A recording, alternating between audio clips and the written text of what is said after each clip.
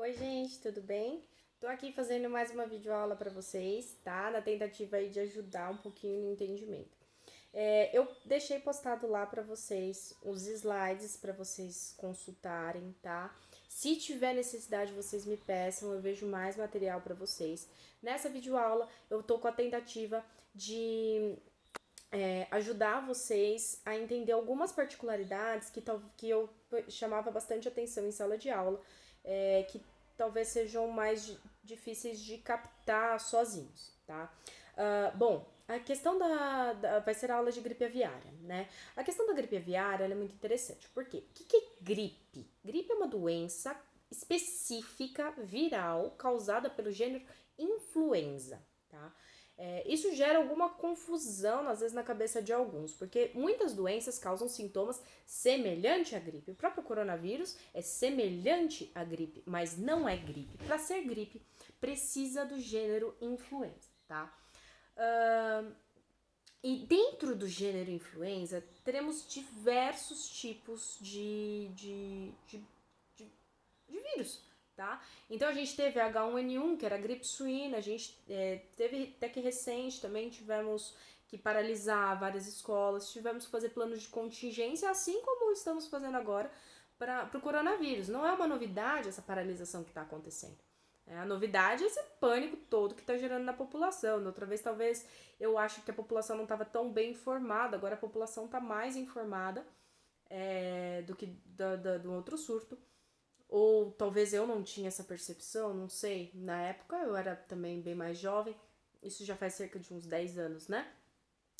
Então, tinha outras particularidades, mas esse surto de H1N1 foi um exemplo de um vírus influenza também muito grave. A gente tem, no geral, todo o ano a gripe comum, né? Que é também do gênero influenza, o que é diferente de resfriado. Tá? Resfriado não é viral, ele não é uma doença viral, não é causado pelo mesmo gênero, beleza? Bom, e qual que é a gripe aviária então? É a H5N1. A gente teve um outro tipo de gripe aviária que é a H9N2, que a gente não vai falar muito dela, mas ela aconteceu, gerou bastante pânico também lá na Ásia. Por que a gente falar de gripe aviária? Nunca teve nenhum caso de gripe aviária no Brasil. Você tá falando disso por quê? Justamente para continuar assim. Gente, olha o que está acontecendo agora no mundo por ter chegado um vírus novo no Brasil. Né? Na verdade, veio da Ásia um vírus novo, diferente, que a gente nunca teve contato, e todo mundo está sofrendo. A nossa economia com certeza vai sentir, as coisas não tendem a ficar bem se a gente não fizer tudo certinho, né? E a mesma coisa pode acontecer com a gripe aviária. Só que o Brasil ele tem uma preocupação maior, porque já tiveram alguns casos, principalmente na Ásia, também casos na Europa de gripe aviária.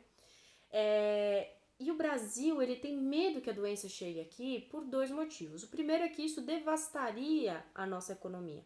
O Brasil ele é um país de produção. A gente produz muita coisa. A gente produz muita carne bovina, produz muita carne de frango, carne de porco, soja, diversos grãos, né? Laranja, frutas. A gente exporta tudo que a gente produz. Né? A gente é muito rico. Tudo que a gente planta no nosso solo cresce.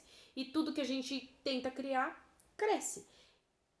E se tiver apenas um caso de gripe aviária no Brasil, a gente pode ter a paralisação de tudo isso. Tá? Por quê? A gente ganha muito mercado de exportação porque a gente tem essa proteção. Então, se acontecer algum caso, a gente pode quebrar, basicamente. E é responsabilidade do veterinário impedir que a gente não quebre nesse aspecto. Olha que responsabilidade, né? Vai cair na mão de vocês, essa geração nova que tá entrando, vocês que vão ter que cuidar pra gente não ter esse tipo de problema. E qual é o segundo motivo que o Brasil tem muito medo, então? É só pela economia? Bom, se nunca teve lá, não vai chegar aqui. Mais ou menos, tá? Os principais reservatórios dessa doença são as aves migratórias aquáticas. Aves migratórias. Tá? O Brasil ele também é um dos países com o maior índice de aves no mundo. E aves migratórias também. tá? Então a gente recebe aves do mundo inteiro para cá. Existe uma quantidade muito grande de aves que faz a rota Canadá, Estados Unidos e Brasil. E depois, isso no inverno, né? No inverno dos Estados Unidos, a gente aprendeu com o pica-pau que elas vêm para o sul, né? Lembra do pica-pau que não queria viajar porque ele era preguiçoso, só que aí depois ele morria de frio lá, ele sofria lá. Então as aves elas vêm migrando pro sul. E quando aqui tá inverno, elas sobem pro norte pro calor de novo, elas procuram o calor, né? E essas aves são os principais reservatórios. Então, existe um medo de que elas tragam de outro continente para cá. Existem inclusive espécies africanas que vêm para cá, da África, gente. Imagina o tamanho da viagem que essas aves não fazem. Então, a gente tem esse receio, porque a gente é um país muito rico na nossa fauna, a gente recebe muita coisa e isso pode acabar com a gente. Então, qual seria a técnica de prevenção, que é o que eu acabo focando bastante em aula, para que vocês raciocinem, geralmente, eu costumo fazer atividades para vocês chegarem nessa conclusão, só que é um pouco difícil, eu sempre tenho que guiar, porque é difícil. Então, as primeiras ideias que vêm na nossa cabeça quando a gente fala, pô, vamos impedir então essas aves de entrar. A gente não consegue impedir os estrangeiros de entrar para evitar coronavírus, vamos impedir as aves de entrar.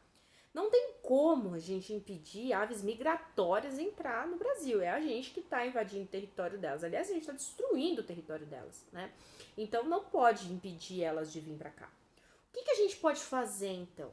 Nesse caso, o veterinário ele é responsável por implantar técnicas de prevenção na granja.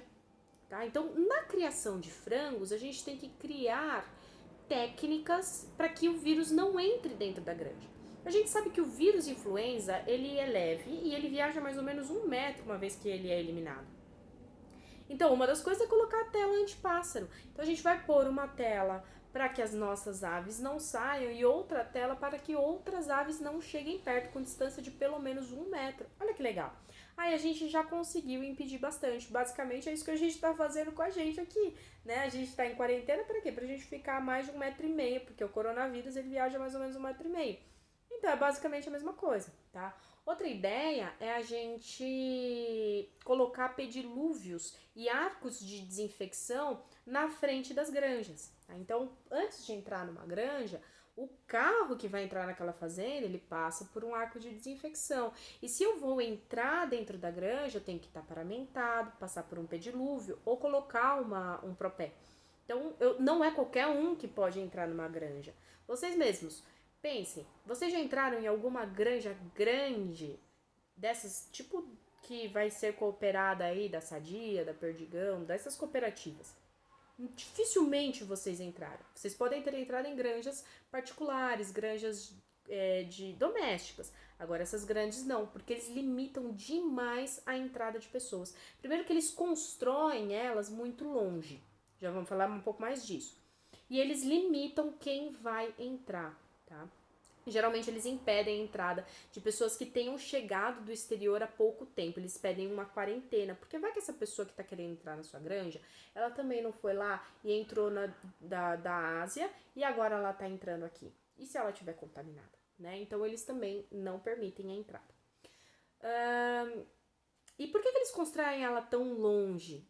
Uma das coisas é evitar árvores. Então eles constroem em um lugar plano, um lugar assim que seja amplo, com poucas árvores. E se tiver árvores, não sejam árvores frutíferas. E também tem que ser longe de lagos e coleções de água, porque não são aves migratórias aquáticas.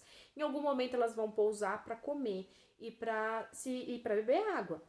São aquáticas, então muitas vão querer ficar próximo à água. Se eu construir a minha granja do lado de um rio, de uma lagoa, então pode ser que eu tenha um contato muito maior com essas aves. Agora, se eu já construir longe, dificilmente elas vão escolher a minha granja para repousar, certo? Também não deixar sujeira, nem possíveis coisas, lixo, que seja um possível alimento para aves, né? Grãos e etc. Tudo tem que ser bem separado para evitar essa contaminação. Então essas são técnicas, evitar ratos, evitar baratas, evitar insetos, grilos, gafanhotos, vespas, abelhas, porque muitas aves se alimentam de insetos também, né? Então evitar todo tipo de pestes, né? e de qualquer coisa que possa ser parte de alimento para essas aves. Certo, gente? Vão ter outras também, outras prevenções. Eu vou, talvez, se vocês tiverem a necessidade, me fala, eu mando mais algum material para vocês, beleza? Espero ter ajudado de alguma forma. Gente, qualquer sugestão que vocês tenham, me manda por e-mail as dúvidas de vocês. Se quer alguma coisa diferente, a gente ainda vai ter mais aulas, então pode me mandar que a gente está bem disposto aí a se ajudar. Beleza, gente? Fiquem com Deus. Até mais.